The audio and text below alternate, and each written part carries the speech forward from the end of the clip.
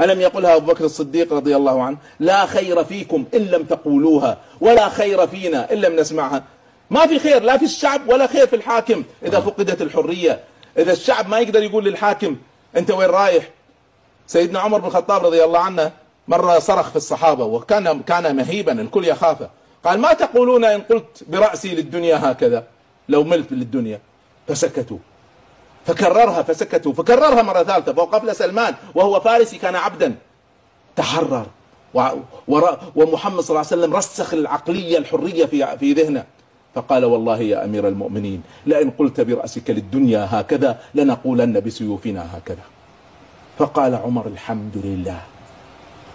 شوف الحاكم اللي واثق بنفسه قال الحمد لله، خشيت أن لا يكون في أمة محمد من يقوم عمر إذا اعوج عمر. فالحاكم العادل، الحاكم المحب لشعبه، الحاكم اللي واثق بأدائه يريد هالكلمة. أما المجرم السفاك المستبد الفاسد السارق هو الذي لا يريد الحرية ولا يريد الشفافية.